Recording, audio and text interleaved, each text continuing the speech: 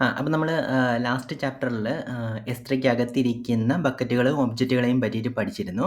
അപ്പം നമ്മൾക്ക് എങ്ങനെ S3-ക്കകത്തേക്ക് ഒരു ഫയൽ സ്റ്റോർ ചെയ്യാമെന്നുള്ളതും ബക്കറ്റ്സും പ്രിഫിക്സും വെച്ചിട്ട് നമുക്കതിനെ എങ്ങനെ ഓർഗനൈസ് ചെയ്യാമെന്നുള്ളതും നമ്മൾ നോക്കിയിരുന്നു അല്ലേ. അപ്പോൾ ബക്കറ്റ്സും ഒബ്ജക്ട്സുമാണ് S3യുടെ ബേസിക് ബിൽഡിംഗ് ബ്ലോക്ക് എന്ന് നമുക്ക് പറയാം. അതായത് നമുക്ക് നമ്മളുടെ ഡാറ്റ S3-ക്കകത്തേക്ക് എടുത്തു വെക്കാനുള്ള ബേസിക് ബിൽഡിംഗ് ബ്ലോക്കുകളാണ് ശരിക്കും പറഞ്ഞു കഴിഞ്ഞാൽ ഈ പറഞ്ഞിരിക്കുന്ന ബക്കറ്റുകളും ഒബ്ജക്റ്റുകളും എന്ന് പറയുന്നത്. അത് വെച്ചിട്ടാണ് നമ്മൾ ഡാറ്റ S3-ക്കകത്തേക്ക് ക്ലൗഡിൻ്റെ അകത്തേക്ക് നമ്മൾ അപ്ലോഡ് ചെയ്യുന്നത്. പക്ഷെങ്കിൽ ഇതേപോലെയുള്ള ജസ്റ്റ് ഒന്ന് നമ്മളുടെ ഡാറ്റ ജസ്റ്റ് ഒന്ന് ഈ പറഞ്ഞിരിക്കുന്ന ക്ലൗഡിൽ അപ്ലോഡ് ചെയ്താൽ മാത്രം പോരാ. ആ പർട്ടിക്കുലർ ഡാറ്റയ്ക്ക് കുറച്ച് ഫീച്ചേഴ്സ് കൂടി ഉണ്ടായിരിക്കണം. എന്നാലേ നമുക്ക് ഇന്നത്തെ വേൾഡിൽ നമുക്ക് ക്ലൗഡിൻ്റെ അകത്ത് അത് സെക്യൂർ ആയിട്ടും സേഫ് ആയിട്ടും എടുത്തു വെച്ചു എന്ന് പറയാൻ പറ്റുള്ളൂ അല്ലേ. അപ്പം അങ്ങനെയുള്ള കാര്യങ്ങളാണ് ബേസിക്കലി ഇത്രയും കാര്യങ്ങൾ. അപ്പം ഈ പറഞ്ഞിരിക്കുന്ന S3 എന്ന് പറയുന്നതിന് വെറും ഒരു സ്റ്റോറേജ് മാത്രമല്ല, അത് കുറേ ഫീച്ചേഴ്സ് ഉള്ള എൻ്റർപ്രൈസ് ലെവലിലിരിക്കുന്ന ഒരു പ്രൊജക്റ്റിന് ഡാറ്റ എടുത്ത് വെക്കാൻ വേണ്ടിയിട്ടുള്ള കുറേ ഫീച്ചേഴ്സ് ഇൻക്ലൂഡ് ചെയ്തിരിക്കുന്ന ഒന്നാണ് എന്നുള്ളത് നമ്മൾ ഇൻട്രൊഡക്ഷൻ വീഡിയോയിൽ നമ്മൾ ഡിസ്കസ് ചെയ്തിരുന്നു അല്ലേ. ഇത്രയും കാര്യങ്ങളെ പറ്റിയിട്ട് നമ്മൾ ഇൻട്രൊഡക്ഷൻ വീഡിയോയിൽ അതെന്തൊക്കെയാണ്, അതെങ്ങനെ എത്രത്തോളം S3-ക്ക് ഉണ്ട് എന്നുള്ള കാര്യങ്ങളൊക്കെ നമ്മൾ ഡിസ്കസ് ചെയ്തിരുന്നു. അപ്പം ഇത് വരുന്ന സമയത്ത് നമ്മൾ ഡാറ്റ എടുത്ത് വെച്ച് കഴിഞ്ഞ് കഴിഞ്ഞാലും ഇത്രയും ഫീച്ചേഴ്സ് നമുക്ക് ആ ഡാറ്റയ്ക്ക് കൊടുക്കണം എന്നുണ്ടെങ്കിൽ ബേസിക്കലി AWS മാത്രം ചെയ്യുന്ന കാര്യമല്ല അത് ശരിക്കും പറഞ്ഞു കഴിഞ്ഞാൽ AWSൻ്റെ അകത്ത് ഷെയർഡ് റെസ്പോൺസിബിലിറ്റി മോഡൽ എന്ന് പറഞ്ഞിട്ടിരിക്കുന്ന ഒരു ഇമ്പോർട്ടൻറ്റ് ടേം ഏതൊരു സർവീസിൻ്റെ കാര്യത്തിൽ എടുത്ത് നോക്കി കഴിഞ്ഞ് കഴിഞ്ഞാൽ നമുക്ക് കാണാൻ പറ്റും. എന്ന് പറയുന്നത് ഈ പറഞ്ഞിരിക്കുന്ന ഫീച്ചേഴ്സ് എല്ലാം അച്ചീവ് ചെയ്യണം എന്നുണ്ടെങ്കിൽ നമ്മുടെ ഡാറ്റയ്ക്കോ അല്ലെങ്കിൽ ഏത് സർവീസിൻ്റെ അകത്താണെങ്കിലും അച്ചീവ് ചെയ്യണം എന്നുണ്ടെങ്കിൽ അതിൻ്റെ അകത്ത് കുറേ കാര്യങ്ങൾ AWS ചെയ്യും, കുറേ കാര്യങ്ങൾ യൂസർ എന്നുള്ള രീതിയിൽ അതിൻ്റെ ഉപയോഗിക്കുന്ന ആളെന്നുള്ള രീതിയിൽ നമ്മളും ചെയ്യേണ്ടതുണ്ട്.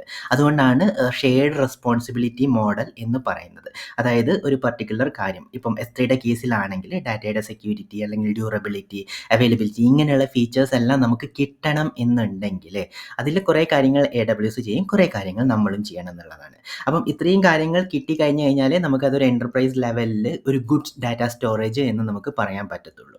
അപ്പം ഇത്രയും കാര്യങ്ങൾ എങ്ങനെ നമുക്ക് അച്ചീവ് ചെയ്തെടുക്കാം എന്നുള്ളതാണ് നമുക്ക് നോക്കേണ്ടത്. ഓരോരോ ടോപ്പിക് ബൈ ടോപ്പിക് ആയിട്ട് നമുക്ക് പോവേണ്ടതുണ്ട്. നമ്മളുടെ ഡാറ്റ എങ്ങനെ നമുക്ക് എൻ്റർപ്രൈസ് ലെവലിലിരിക്കുന്ന സ്റ്റോറേജ് ആയിട്ട് എടുത്തു വെക്കാൻ പറ്റും എന്നുള്ളത്. ഓക്കെ, അപ്പം നമ്മൾ ഈ വീഡിയോയിൽ നമ്മൾ മെയിനായിട്ട് നോക്കുന്നത് ഇതിൻ്റെ അകത്തിരിക്കുന്ന കോസ്റ്റ് എഫക്റ്റീവ്നെസ് എന്ന് പറഞ്ഞിട്ടിരിക്കുന്ന കാര്യമാണ്. ഓരോരോ അടുത്ത വീഡിയോസിൻ്റെ അകത്ത് നമുക്ക് ഈ പറഞ്ഞിരിക്കുന്ന ഇമ്പോർട്ടൻ്റ് ആയിട്ടിരിക്കുന്ന അതർ ഫീച്ചേഴ്സും എങ്ങനെ അച്ചീവ് ചെയ്തെടുക്കാം എന്നുള്ള കാര്യങ്ങളൊക്കെ ഒന്ന് നോക്കി നോക്കാം. ഓക്കെ, അപ്പോൾ നമ്മൾ നോക്കാൻ പോകുന്നത് കോസ്റ്റ് എഫക്റ്റീവ്നെസ്സിനെ പറ്റിയിട്ടാണ്. ഓക്കെ, അപ്പോൾ നമ്മൾ കോസ്റ്റ് എഫക്റ്റീവ്നെസ്സിൻ്റെ അകത്തേക്ക് നമുക്ക് പോകുന്നതിന് മുന്നേ അതിൻ്റെ ഒരു പർപ്പസ് ആദ്യം ഒന്ന് സെറ്റ് ചെയ്യണം അല്ലേ.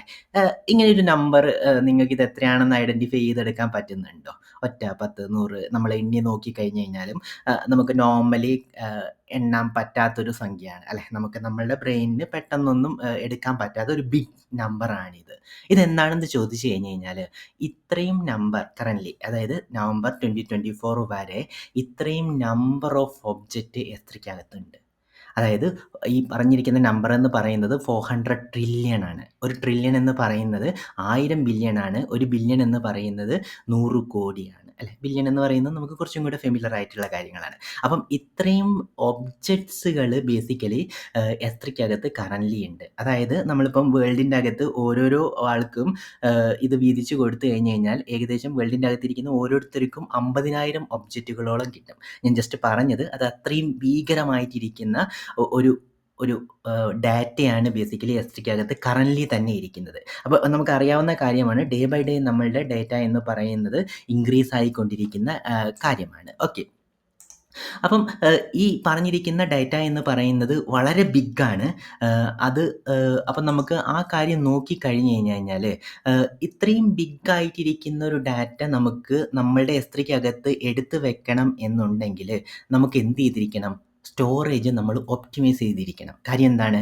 ഈ പറഞ്ഞിരിക്കുന്ന AWSൻ്റെ അകത്ത് എല്ലാം ഇരിക്കുന്നത് പോലെ S3-ക്കകത്തും നമ്മളുടെ അതിൻ്റെ പ്രൈസിങ് മോഡൽ കോസ്റ്റ് എന്ന് പറയുന്നത് നിങ്ങൾ എത്രത്തോളം ഡാറ്റ സ്റ്റോർ ചെയ്യുന്നു അത്രത്തോളം പൈസ നിങ്ങൾ കൊടുക്കണം എന്നുള്ളതാണ്. ക്ലൗഡിൻ്റെ അകത്ത് എല്ലാ സർവീസിലും ഇരിക്കുന്നത് പോലെ തന്നെ സെയിം കൈൻഡ് ഓഫ് പ്രൈസിങ് മോഡലാണ് S3ക്കകത്ത് ഇരിക്കുന്നത്. നമ്മളിപ്പോൾ 1 GB വെച്ച് കഴിഞ്ഞ് കഴിഞ്ഞാൽ ആ 1 GBക്ക് ഇരിക്കുന്ന പൈസയായിരിക്കും നമ്മൾ കൊടുക്കേണ്ടത്. നമ്മൾ 100 GB വെച്ച് കഴിഞ്ഞാൽ 100 GB ആയിരിക്കും. 1 TB വെച്ച് കഴിഞ്ഞ് കഴിഞ്ഞാൽ ആ 1 TBക്കകത്ത് ഇരിക്കുന്ന സാധനം നമ്മൾ കൊടുക്കേണ്ടി വരും. അതായത് നമ്മൾ എത്രത്തോളം നമ്മൾ സ്റ്റോർ ചെയ്യുന്നോ അത്രത്തോളം പൈസ നമ്മൾ കൊടുക്കേണ്ട സിറ്റുവേഷൻ ഉണ്ട്. ഓക്കെ.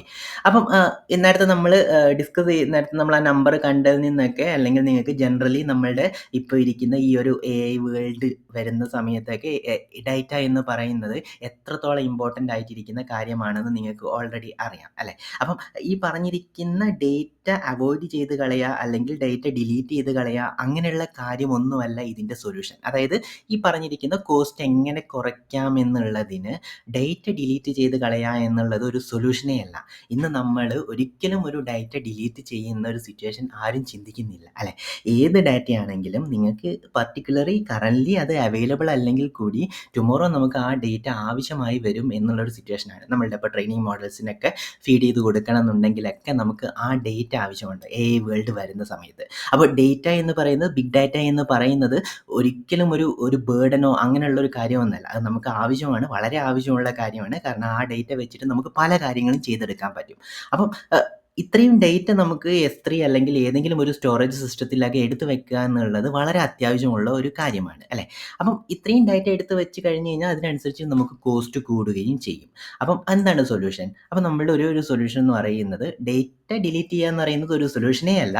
കാരണം ഡേറ്റ എടുത്ത് വെക്കുക എന്നുള്ളത് നമുക്ക് അത്യാവശ്യമാണ്. നമുക്ക് ആകെ ഒരു സൊല്യൂഷൻ ആയിട്ടിരിക്കുന്നത് സ്റ്റോറേജിൻ്റെ കോസ്റ്റ്, അത്രയും ഡേറ്റ നമ്മൾ എടുത്ത് വെക്കുക, അതിൻ്റെ കോസ്റ്റ് എങ്ങനെയെങ്കിലും നമുക്ക് ഒപ്റ്റിമൈസ് ചെയ്തെടുക്കാൻ പറ്റുമോ എന്നുള്ളതാണ് നോക്കേണ്ടത് അല്ലേ? അപ്പം S3 എന്ന് പറയുന്നത് ഒരു ഗുഡ് സ്റ്റോറേജ് സിസ്റ്റമാണ്. ഒരു ഗുഡ് സ്റ്റോറേജ് സിസ്റ്റം എല്ലായ്പ്പോഴും അതിൻ്റെ സ്റ്റോറേജിൻ്റെ കോസ്റ്റ് ഒപ്റ്റിമൈസ് ചെയ്യാനുള്ള വഴിയും നമുക്ക് തരുന്നുണ്ടാവും. അപ്പം അങ്ങനെ പല രീതികളിലിരിക്കുന്ന ഒപ്റ്റിമൈസേഷൻ ഓപ്പർച്യൂണിറ്റീസും S3 നമുക്ക് തരുന്നുണ്ട്. അതിൻ്റെ അകത്ത് ഇമ്പോർട്ടൻ്റ് ആയിട്ടിരിക്കുന്ന ഒരു കോസ്റ്റ് ഒപ്റ്റിമൈസേഷൻ വഴിയാണ് സ്റ്റോറേജ് ക്ലാസസ് എന്ന് പറഞ്ഞിട്ടിരിക്കുന്ന S3ക്കകത്തിരിക്കുന്ന ഒരു ഫീച്ചർ. ഓക്കെ. അപ്പം സ്റ്റോറേജ് ക്ലാസസ് എന്ന് പറയുന്നതിനെ പറ്റിയിട്ടുള്ള ഒരു ഓവർവ്യൂ ആണ് നമ്മൾ ഈ പറഞ്ഞിരിക്കുന്ന വീഡിയോയ്ക്കകത്ത് നമ്മൾ ഡീറ്റെയിൽഡ് ആയിട്ട് നോക്കാൻ പോകുന്നത്.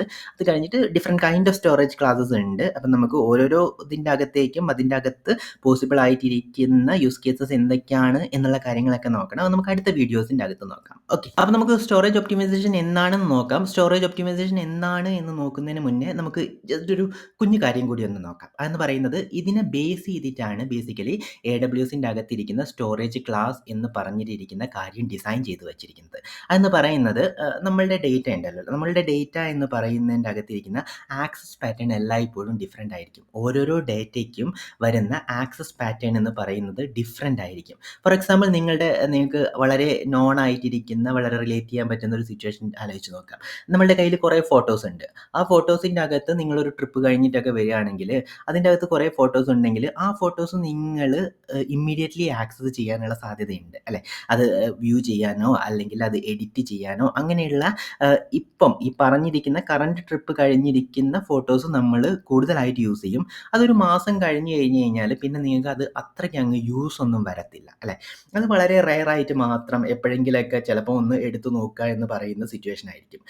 നമ്മൾ ലോകത്തിൻ്റെ അകത്തിരിക്കുന്ന ഏതൊരു ഡേറ്റ നോക്കിക്കഴിഞ്ഞ് കഴിഞ്ഞാലും ഇങ്ങനെ ഇരിക്കുന്ന ആക്സസ് പാറ്റേണിൻ്റെ അകത്തിരിക്കുന്ന ഒരു ഡിഫറൻസ് നമുക്ക് കാണാൻ പറ്റും. എല്ലാ ഡേറ്റയും നമുക്ക് ഒരേ പെർഫോമൻസിലോട് കൂടി കിട്ടേണ്ട കാര്യമില്ല. ചില ഡാറ്റകൾ നമ്മൾ നല്ല പെർഫോമൻസോട് കൂടി കിട്ടണം.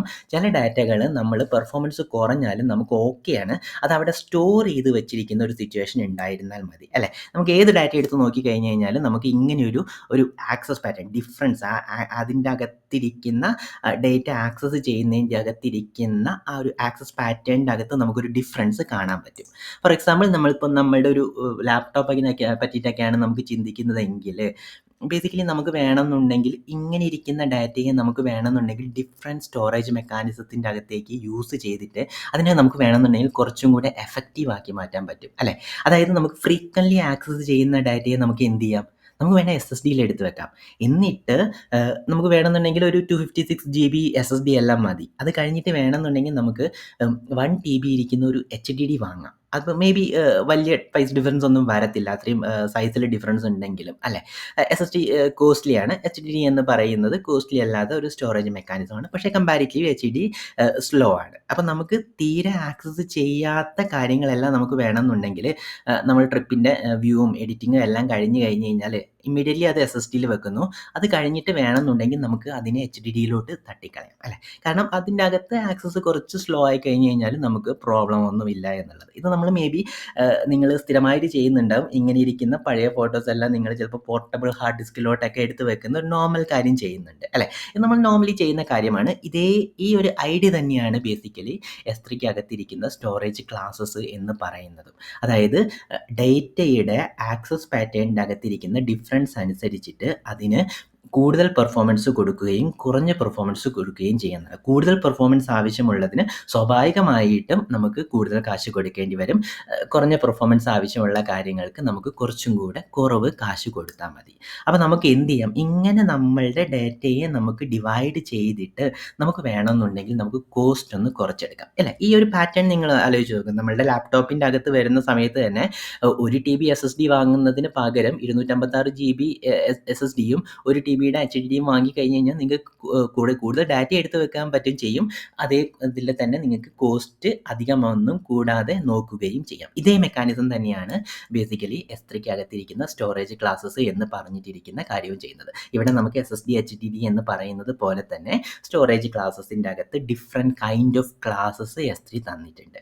നിങ്ങൾക്ക് കൂടുതൽ പെർഫോമൻസ് ആവശ്യമുള്ള സാധനങ്ങളെ ഒരു ക്ലാസ്സിൽ വെക്കാം. കൂടുതൽ പെർഫോമൻസ് എടുക്കുന്ന ഒരു ക്ലാസ്സും നിങ്ങൾക്ക് വളരെ റെയറായിട്ട് യൂസ് ചെയ്യുന്ന സാധനത്തിന് കുറച്ചും കൂടെ പൈസ കുറഞ്ഞിട്ടിരിക്കുന്ന വേറൊരു കൈൻഡ് ഓഫ് സ്റ്റോറേജ് ക്ലാസ്സിൻ്റെ അകത്തും നമുക്ക് എടുത്തു വെക്കാൻ പറ്റും. ഓക്കെ, അതാണ് സ്റ്റോറേജ് ക്ലാസ്സിൻ്റെ ഒരു ബേസിക് ഐഡിയ എന്ന് പറയുന്നത്. ഓക്കെ, അപ്പോൾ നമുക്ക് ഏതൊക്കെ കൈൻഡ് ഓഫ് സ്റ്റോറേജ് ക്ലാസ്സസ് നമുക്ക് അവൈലബിൾ ആണ് എന്നുള്ളതിന് മുന്നേ നമുക്കൊരു കാര്യം കൂടി ഒന്ന് നോക്കണം.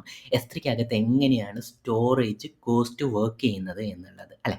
നമുക്കത് എങ്ങനെയാണ് വർക്ക് ചെയ്യുന്നത് എന്ന് അറിഞ്ഞു കഴിഞ്ഞാൽ മാത്രമേ ഉള്ളൂ അതിൻ്റെ അകത്തിരിക്കുന്ന ഡിഫറൻസ് കൊണ്ട് ഡിഫറൻറ്റ് സ്റ്റോറേജ് ക്ലാസ്സുകളിലേക്ക് മാറ്റിക്കഴിഞ്ഞ് കഴിഞ്ഞാൽ എത്രത്തോളം കാശ് നമുക്ക് ലാഭിച്ചെടുക്കാൻ പറ്റുമെന്ന് അറിയുന്നുള്ളൂ അല്ലേ?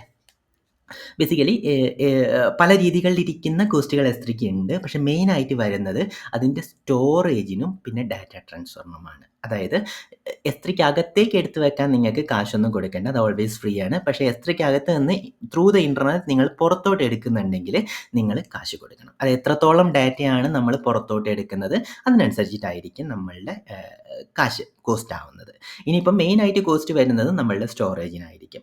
നിങ്ങൾ S3ക്ക് അകത്ത് 1 GB ഡാറ്റ എടുത്ത് വച്ച് കഴിഞ്ഞാൽ ആ 1 GB ഡാറ്റയ്ക്ക് നിങ്ങൾ കാശ് കൊടുക്കേണ്ടി വരും. അതായത് നിങ്ങൾ എത്രത്തോളം ഒബ്ജക്റ്റുകളുടെ സൈസ് എത്രത്തോളം ഉണ്ടോ അതിനനുസരിച്ചിട്ടായിരിക്കണം നമ്മൾ S3ക്ക് അകത്തിരിക്കുന്ന പൈസ കൊടുക്കേണ്ടത്. 10 GB ആണ് എടുത്ത് വെക്കുന്നതെങ്കിൽ 10 GBക്കുള്ള പൈസ കൊടുക്കേണ്ടി വരും. ഇനിയിപ്പം ഒരേ ഒരു കാര്യം ഇരിക്കുന്നത് എന്താണെന്ന് വെച്ച് കഴിഞ്ഞാൽ എത്രത്തോളം കാലം എടുത്ത് വെക്കുന്നു എന്നുള്ളതും ഒരു ഫാക്ടറാണ്. ഞാനൊരു എക്സാമ്പിൾ പറഞ്ഞു തരാം അതെങ്ങനെയാണ് വർക്ക് ചെയ്യുന്നത് എന്നുള്ളത്. അത് കൂടാതെ ഒരു കാര്യം കൂടി നമ്മൾ നോക്കേണ്ടതെന്ന് വെച്ച് കഴിഞ്ഞാൽ ഈ സ്റ്റോറേജ് കോസ്റ്റ് എന്ന് പറയുന്നത് ഇത്ര GBക്ക് ഇത്ര പൈസ എന്നുള്ളതാണ്. അത് തന്നെ കുറച്ച് ഡിഫറൻസ് ഉണ്ട്. റീജിയൻ അനുസരിച്ചിട്ട് അത് മാറിക്കൊണ്ടിരിക്കും. അതായത് നമ്മൾ റീജിയൻ എന്ന് പറയുന്ന സാധനം പഠിച്ചല്ലോ അല്ലേ? നമ്മളിപ്പോൾ മുംബൈ റീജിയൻ്റെ അകത്ത് 1 GB ഒരു മാസം എടുത്ത് വെക്കാൻ വേണ്ടിയിട്ട് ഇത്ര പൈസയാണ് എന്നുണ്ടെങ്കിൽ ഇതേ 1 GB ഡാറ്റ നമ്മൾ ഇപ്പം നോർത്ത് വിർജീനിയ ആണ് എടുത്ത് വെക്കുന്നത് അല്ലെങ്കിൽ ടോക്കിയോ, സിംഗപ്പൂർ ഇങ്ങനെയുള്ള ഏതെങ്കിലും വേറെ ഒരു റീജിയനിലും ആണെങ്കിൽ അത് എൻറ്റയർലി ഡിഫറെൻ്റ് ആയിട്ടിരിക്കുന്ന ഒരു പ്രൈസ് ആയിരിക്കും ഉണ്ടാകുക. അപ്പം S3യുടെ പൈസ പറയുന്നത് GB കണക്കിനാണ്. ഇത്ര GB ഒരു മാസത്തേക്ക് ഇത്ര പൈസ എന്നുള്ള രീതിയിലാണ് S3യുടെ ഡോക്യുമെൻറ്റേഷൻ്റെ അകത്തെല്ലാം ഈ പറഞ്ഞിരിക്കുന്ന പ്രൈസ് ഡിഫൈൻ ചെയ്ത് വച്ചിരിക്കുന്നത്. ഓക്കെ, അപ്പം അങ്ങനെ ഒരു ഡിഫറൻസ് റീജിയൻ വൈസ് ഉണ്ട് എന്നുള്ള കാര്യം GB കണക്കിനാണ് അവൻ കാൽക്കുലേറ്റ് ചെയ്യുന്നത് എന്നുള്ള കാര്യം ഒന്ന് ഓർത്തിരുന്നാൽ മതി. ഓക്കെ, ഇനി നമുക്ക് ചുമ്മാ ഒരു എക്സാമ്പിൾസ് ഒന്ന് നോക്കാം.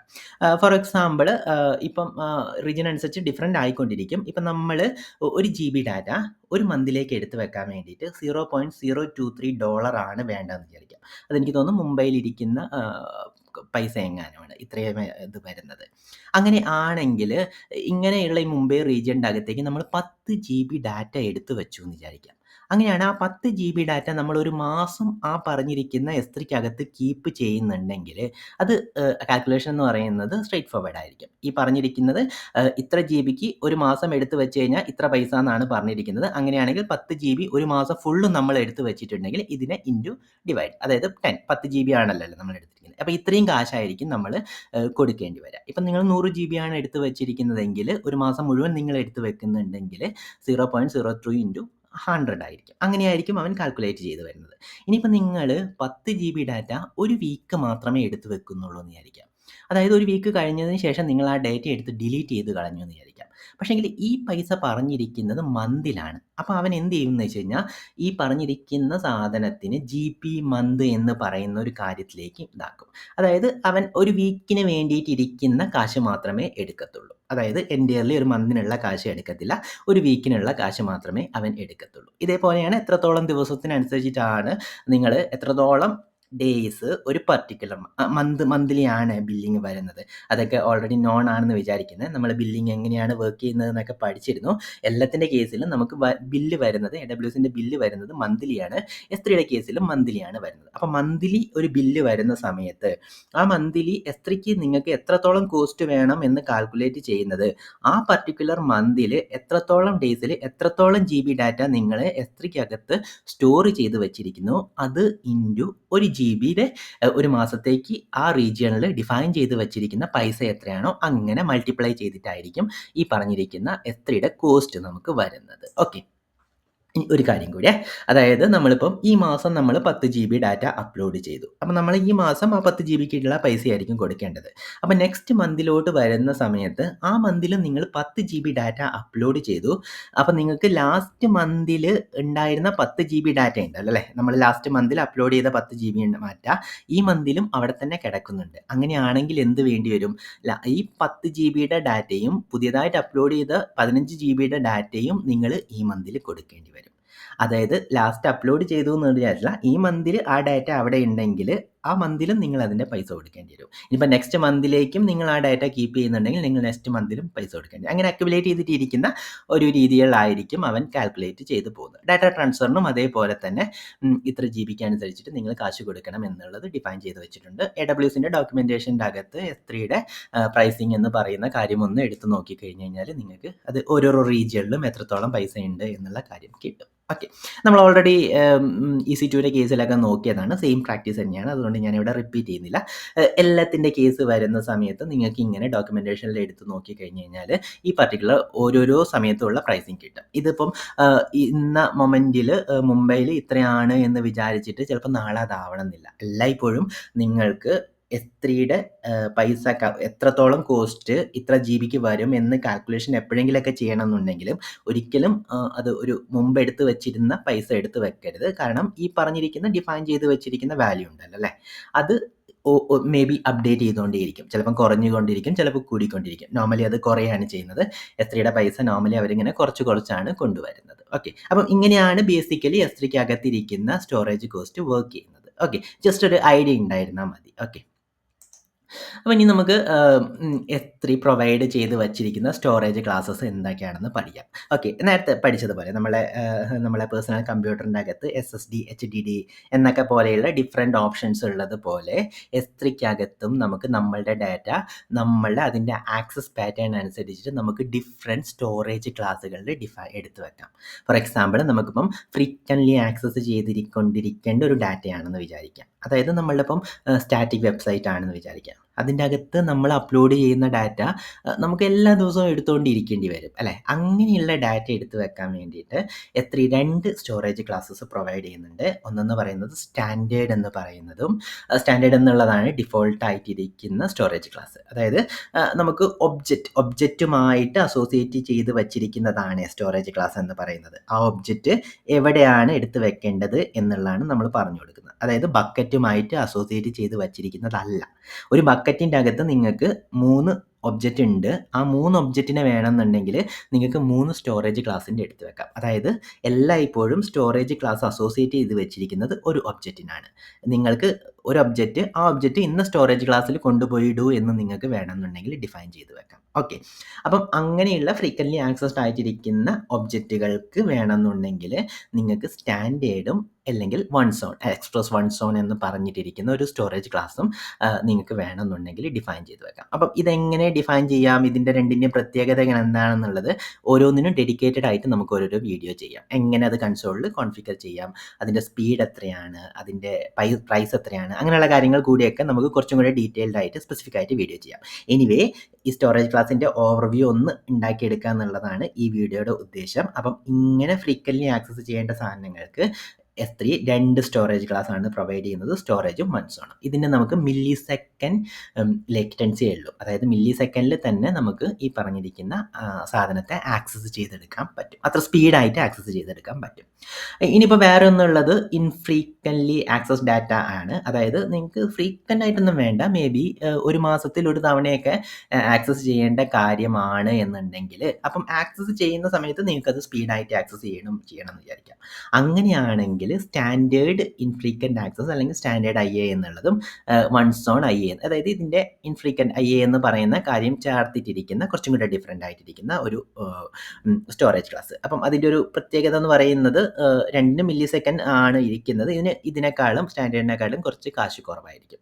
പക്ഷെ അത് കുറച്ചും കൂടെ കാര്യങ്ങളൊക്കെ കൺസിഡർ ചെയ്തിട്ടായിരിക്കണം നിങ്ങൾ ഇൻഫ്രീക്വൻ്റ് ആക്സസ് ഡാറ്റയിലേക്ക് മാറ്റുക എന്ന് പറയുന്ന ഡിസിഷൻ എടുക്കേണ്ടത്. അത് വളരെ സ്ട്രെയിറ്റ് ഫോർവേഡ് ആയിട്ടിരിക്കുന്ന ഒരു ഡിസിഷൻ അല്ല.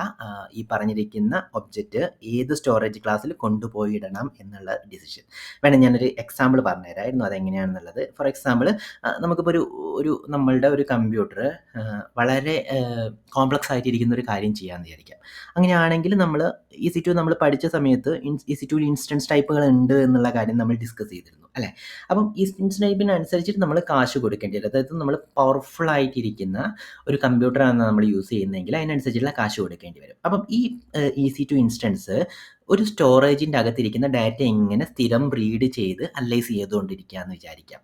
അങ്ങനെയാണെങ്കിൽ നമ്മൾ ഈ പറഞ്ഞിരിക്കുന്ന സ്റ്റോറേജിൻ്റെ കോസ്റ്റ് കുറയ്ക്കാൻ വേണ്ടിയിട്ട് നമ്മൾ ഈ സ്റ്റോർ ചെയ്തിരിക്കുന്ന ഡാറ്റ കുറച്ചും കൂടെ ലെസ് പെർഫോമൻസ് ഇരിക്കുന്ന ഒരു സ്റ്റോറേജ് ക്ലാസ്സിൽ ഇട്ട് എന്ന് വിചാരിക്കാം. അങ്ങനെ ഒരു സിറ്റുവേഷൻ ആണെങ്കിൽ ഈ കമ്പ്യൂട്ടർ ഒരു മണിക്കൂർ, അതായത് ആ റീഡ് ചെയ്യാനുള്ള പെർഫോമൻസ് കുറഞ്ഞു, അല്ലേ, സ്റ്റോറേജ് ചെയ്യാൻ. അപ്പോൾ ഈ EC2 ഇൻസ്റ്റൻസ് ഈ സ്റ്റോറേജ് ക്ലാസ്സിൻ്റെ അകത്തിരിക്കുന്ന കാര്യത്തെ ആക്സസ് ചെയ്യാൻ വേണ്ടിയിട്ട് കുറച്ചും കൂടെ ടൈം എടുക്കും. അങ്ങനെ ടൈം എടുക്കുകയാണെങ്കിൽ നോർമലി EC2 ഇൻസ്റ്റൻസ് ഈ പർട്ടിക്കുലർ ടാസ്ക് ഒരു മണിക്കൂർ കൊണ്ട് കഴിയാണ്. പക്ഷേ നമ്മൾ സ്റ്റോറേജിൻ്റെ പെർഫോമൻസ് കുറച്ചത് കാരണം അത് 2 മണിക്കൂർ എടുത്തു എന്ന് വിചാരിക്കാം. അങ്ങനെയാണെങ്കിൽ നിങ്ങൾ ഈ EC2 ഇൻസ്റ്റൻസിന് 1 മണിക്കൂർ പേ ചെയ്യേണ്ടതിന് പകരം 2 മണിക്കൂർ പേ ചെയ്യേണ്ട ഒരു സിറ്റുവേഷൻ വരും, അല്ലേ? അതായത് സ്റ്റോറേജ് പെർഫോമൻസ് കുറഞ്ഞത് കാരണം EC2ന് എടുക്കുന്ന ടൈം കൂടുകയും EC2 കുറേ നേരം ആക്റ്റീവാക്കി വെക്കേണ്ട സിറ്റുവേഷൻ വരികയും, അപ്പം നമുക്ക് അവിടെ കൂടുതൽ പൈസ കൊടുക്കേണ്ടത്, സ്റ്റോറേജ് പൈസ കുറഞ്ഞെങ്കിലും EC2ന് പൈസ കൂടി, അല്ലേ? അപ്പം ഇങ്ങനത്തെ സിറ്റുവേഷനൊക്കെ വരാനുള്ള പോസിബിലിറ്റി ഉണ്ട്. അപ്പം കോസ്റ്റ് എന്ന് പറയുന്നത് ഓവറോൾ സിസ്റ്റത്തിൻ്റെ വയസ്സിൽ നിന്ന് ചിന്തിക്കേണ്ട കാര്യമാണ്. അപ്പം പ്യുവർലി കാശ് കുറയ്ക്കാൻ വേണ്ടിയിട്ട് സ്റ്റോറേജ് ക്ലാസ് മാറ്റുക എന്ന് പറയുന്ന ഒരു സിറ്റുവേഷൻ ഒന്നും അല്ല. നിങ്ങൾ പ്രൊജക്റ്റിലോട്ടൊക്കെ കൂടുതൽ ആക്റ്റീവ് ആവുന്ന സമയത്ത് അത് ഓവറോൾ സിസ്റ്റത്തെ മുന്നിൽ കണ്ടുകൊണ്ടായിരിക്കണം സ്റ്റോറേജ് ക്ലാസ് ഏതാണ് എന്നൊക്കെ തീരുമാനം എടുക്കേണ്ടത്. ഓക്കെ. അപ്പം ഇൻഫ്രീക്വൻ്റ് ആക്സസ് ഡാറ്റ ഇതാണ് ഇരിക്കുന്നത്. ഇനി വേറെ ഒന്ന് പറയുന്നത്, നമുക്ക് ആക്സസ് പാറ്റേൺ എങ്ങനെയാണെന്ന് അറിയില്ല എന്ന് വിചാരിക്കാം. അതായത് ഒരു മാസത്തിൽ നമുക്ക് 1 തവണയാണോ 5 തവണയാണോ അങ്ങനെയുള്ള കുറേ ഡാറ്റയും നമുക്ക് കാണും, അല്ലേ? നമ്മളിപ്പോൾ ഡാറ്റ അനാലിറ്റിക്സിൻ്റെ അകത്തിരിക്കുന്ന ഡാറ്റയൊക്കെ ആണെങ്കിൽ അത് ചിലപ്പം ഇന്ന് ആക്സസ് ചെയ്യുമോ, അല്ലെങ്കിൽ ചിലപ്പം ഒരു മാസത്തേക്കോ അല്ല 2 മാസത്തേക്കോ ആക്സസ് ചെയ്യാതിരിക്കുകയോ, അങ്ങനത്തെ സിറ്റുവേഷൻ ഒന്നും നമുക്ക് അറിയത്തില്ല. അങ്ങനത്തെ ഡാറ്റയും കുറേ ഉണ്ടാവും. അപ്പം അങ്ങനെയുള്ള ഡാറ്റയെ ഈ പറഞ്ഞിരിക്കുന്ന ഓട്ടോമാറ്റിക്കലി, അതായത് AWS തന്നെ അനലൈസ് ചെയ്യും ഈ പറഞ്ഞിരിക്കുന്ന ഡാറ്റ ആക്സസ് ചെയ്യുന്നുണ്ടോ അല്ലെങ്കിൽ തീരെ ആക്സസ് ചെയ്യാത്ത സിറ്റുവേഷൻ ആണോ, അതിനനുസരിച്ചിട്ട് AWS തന്നെ ഈ പറഞ്ഞിരിക്കുന്ന ഡാറ്റയെ ഫ്രീക്വൻ്റ്ലി ആക്സസ് ഡാറ്റ സ്റ്റോറേജ് ക്ലാസ്സുകൾ അങ്ങോട്ടും ഇങ്ങോട്ടും മാറ്റിക്കൊണ്ടിരിക്കും. ഇൻ്റലിജൻറ്റ് പെയറിംഗ് എന്ന് പറയുന്നത്, അതായത് സ്റ്റോറേജ് ക്ലാസ്സുകൾ കുറച്ചും കൂടെ പെർഫോമൻസ് ഉള്ള സ്റ്റോറേജ് ക്ലാസ്സിൽ വേണോ അല്ലെങ്കിൽ ലോ പെർഫോമൻസ് ഇരിക്കുന്ന സ്റ്റോറേജ് ക്ലാസ്സിലോട്ട് മാറ്റിയോ, അതായത് അതിൻ്റെ ആക്സസ് പാറ്റേൺ അനുസരിച്ചിട്ട് അവൻ തന്നെ ഇങ്ങനെ മോണിറ്റർ ചെയ്തുകൊണ്ടിരിക്കും. അങ്ങനെയുള്ള അതിനെ മാറ്റാൻ വേണ്ടിയിട്ടിരിക്കുന്ന ഒരു സ്റ്റോറേജ് ക്ലാസ്സാണ് ഇൻ്റലിജൻറ്റ് പെയറിംഗ് എന്ന് പറയുന്നത്. കുറച്ചും കൂടെ ഡീറ്റെയിൽഡ് ആയിട്ട് നമുക്ക് പഠിക്കേണ്ട കാര്യമാണ്. കാരണം അത് യൂസ്ഫുൾ ആയിട്ടിരിക്കുന്ന ഒരു ടെക്നിക്കാണ് അത് എന്ന് പറയുന്നത്. കാരണം നമുക്ക് മോസ്റ്റ്ലി ഡാറ്റ നമുക്ക് ആക്സസ് പാറ്റേൺ എന്താണ് എന്ന് അറിയാത്ത ഡാറ്റ വരാനുള്ള പോസിബിലിറ്റി ഉണ്ട്. ഓക്കെ, നമുക്കൊരു വീഡിയോൻ്റെ അകത്ത് അതെങ്ങനെ കോൺഫിഗർ ചെയ്യാം എന്നുള്ള കാര്യം ഒന്ന് ഡീറ്റെയിൽഡ് ആയിട്ട് പഠിക്കാം. ഇനി എന്ന് പറയുന്നത് ചില ഡാറ്റകളൊന്നും നമുക്ക് വളരെ ആക്സസ് ചെയ്യേണ്ട സിറ്റുവേഷൻ ഒന്നും വരത്തില്ല അധികമൊന്നും. പക്ഷെങ്കിൽ അത് എടുത്ത് വെക്കേണ്ട ഒരു സിറ്റുവേഷനും ഉണ്ട്. മേ ബി നമ്മളുടെ ലോഗ് അല്ലെങ്കിൽ ബാക്കപ്പ് അങ്ങനെയുള്ള കാര്യങ്ങളൊക്കെ വേണമെന്നുണ്ടെങ്കിൽ നമുക്ക് കുറച്ചും കൂടെ പെർഫോമൻസ് കുറഞ്ഞൊരു കാര്യത്തിൻ്റെ അകത്തേക്കൊക്കെ എടുത്ത് വെക്കാൻ പറ്റും. അങ്ങനെ എടുത്ത് വെക്കാൻ വേണ്ടിയിട്ട് S3 പ്രൊവൈഡ് ചെയ്യുന്ന സ്റ്റോറേജ് ക്ലാസ് ആണ് ഈ പറഞ്ഞിരിക്കുന്ന ഗ്ലേഷ്യർ എന്ന് പറഞ്ഞിട്ട് തുടങ്ങുന്ന സാധനങ്ങൾ. Glacier instance, glacier flexible, glacier deep എന്ന് പറഞ്ഞിട്ടിരിക്കുന്ന 3 സാധനങ്ങളുണ്ട്. അപ്പം അതിൻ്റെ ഡിഫറൻസ് എന്താണെന്നുള്ളത് അതേപോലെ തന്നെ നമുക്ക് ഡെഡിക്കേറ്റഡ് ആയിട്ട് ഗ്ലേഷ്യറിന് വേണ്ടിയിട്ട് ഒരു വീഡിയോ ചെയ്തിട്ട് അതിൻ്റെ അകത്ത് നമുക്ക് ഡിസ്കസ് ചെയ്യാവുന്നേ ഉള്ളൂ. അപ്പം സ്റ്റോറേജ് ക്ലാസ് എന്ന് പറയുന്നത് ഓവറോൾ ഇതാണ് എന്ന് പറയുന്ന ഒരു ഓവർവ്യൂ ഒന്ന് ഉണ്ടായിരുന്നാൽ മതി. ഓക്കെ, അപ്പം ഇതിൻ്റെ അകത്ത് നമുക്ക് നമ്മളുടെ കൺസോളിലോട്ട് പോവുകയാണെങ്കിൽ നിങ്ങൾ ബക്കറ്റ് എടുത്ത് നോക്കിക്കഴിഞ്ഞാൽ ബക്കറ്റിൻ്റെ അകത്ത് സ്റ്റോറേജ് ക്ലാസ്സിന് പ്രോപ്പർട്ടി ഒന്നുമില്ല. കാരണം ബക്കറ്റിൻ്റെ പ്രോപ്പർട്ടി അല്ല അത്. പക്ഷെങ്കിൽ കുറച്ച് അത് റിലേറ്റഡ് ആയിട്ടിരിക്കുന്ന കാര്യങ്ങൾ ഇവിടെ ഉണ്ട്. ലൈഫ് സൈക്കിൾ പോലുള്ള കാര്യങ്ങൾ നമുക്ക് ഡീറ്റെയിൽഡ് ആയിട്ട് പഠിക്കാം. സ്റ്റോറേജ് ക്ലാസ് കാണണമെന്നുണ്ടെങ്കിൽ അത് ഒബ്ജക്റ്റിൻ്റെ റിലേറ്റഡ് ആണ്. അപ്പം നമ്മൾ എന്ത് ചെയ്യണം? ഒബ്ജക്റ്റ് വരെ പോകണം. ഓക്കെ, പ്രഫിക്സ് എടുത്തു. പ്രഫിക്സിൻ്റെ അകത്ത് ഒബ്ജക്റ്റ് എടുത്തു. ഈ ഒബ്ജക്റ്റിൻ്റെ അകത്ത് പോയി കഴിഞ്ഞ് കഴിഞ്ഞാൽ നമ്മൾ നേരത്തെ ഓൾറെഡി ഡിസ്കസ് ചെയ്തിട്ടുണ്ടെന്ന് തോന്നുന്നു. അതിൻ്റെ അകത്ത് പ്രോപ്പർട്ടീസിൻ്റെ അകത്ത് നിങ്ങൾക്ക് അടിയിലോട്ട് സ്ക്രോൾ ചെയ്ത് കഴിഞ്ഞ് കഴിഞ്ഞാൽ ഇവിടെ കാണാൻ പറ്റും ഏതാണ് സ്റ്റോറേജ് ക്ലാസ് എന്ന് പറയുന്നത്. അതായത് ഇപ്പം ഈ പറഞ്ഞിരിക്കുന്ന cat1.jpg എന്ന് പറയുന്നത് സ്റ്റാൻഡേർഡ് സ്റ്റോറേജ് ക്ലാസ്സിൻ്റെ അകത്താണ് ഇരിക്കുന്നത്. നിങ്ങൾക്ക് വേണമെന്നുണ്ടെങ്കിൽ ഇവിടെ എഡിറ്റ് ചെയ്തിട്ട് സ്റ്റോറേജ് ക്ലാസ് മാറ്റി കൊടുക്കാനുള്ള ഓപ്ഷൻ കിട്ടും. സ്റ്റോറേജ് ക്ലാസ് മാറ്റി കൊടുക്കാൻ പറ്റും. നമ്മൾ നേരത്തെ ഡിസ്കസ് ചെയ്ത സ്റ്റോറേജ് ക്ലാസ്സുകളൊക്കെ ഇവിടെ കാണും. അതിൻ്റെ കുറച്ച് റിലേറ്റഡ് ആയിട്ടുള്ള ഇൻഫർമേഷൻസും കൂടി നമുക്കിവിടെ കാണാൻ പറ്റും. ഇതിൻ്റെ അകത്ത് റെഡ്യൂസ്ഡ് റിഡൻഡൻസി എന്ന് പറയുന്നത് ഇപ്പോൾ അധികം യൂസ് ചെയ്യാത്ത കാര്യമാണ്. അതുകൊണ്ട് നമ്മൾ ഈ പറഞ്ഞിരിക്കുന്ന സാധനത്തിൻ്റെ അകത്ത് ഡിസ്കസ് ചെയ്യുന്നില്ല. അപ്പം ഇത്രയും കാര്യങ്ങളാണ് ഇരിക്കുന്നത്. അപ്പം ഓരോരോ സ്റ്റോറേജ് ക്ലാസ്സിനെ പറ്റിയിട്ടും ഡീറ്റെയിൽഡ് ആയിട്ട് നമുക്ക് പഠിക്കേണ്ടതുണ്ട്. അതിൻ്റെ യൂസ് കേസ് എന്തൊക്കെയാണെന്ന് നമുക്ക് പഠിക്കേണ്ടത്. അപ്പോൾ ഈ വീഡിയോ ഇവിടെ നിർത്താൻ തോന്നുന്നു. അപ്പം ഈ വീഡിയോയ്ക്ക് അകത്ത് നിങ്ങൾക്ക് സ്റ്റോറേജ് ക്ലാസ് കസ്റ്റമൈസേഷൻ എന്ന് പറയുന്നതിൻ്റെ പർപ്പസ് അല്ലെങ്കിൽ നീഡ് എന്താണ് എന്നുള്ളതും അതിൻ്റെ ഒരു ഓവർവ്യൂ കിട്ടിയെന്ന് വിചാരിക്കുന്നു. അപ്പോൾ നെക്സ്റ്റ് വീഡിയോ തൊട്ടിട്ട് നമുക്ക് ഡീറ്റെയിൽഡ് ആയിട്ട് ഓരോരോ സ്റ്റോറേജ് ക്ലാസ്സിനെയും പഠിച്ചു പോകാം. Okay, by.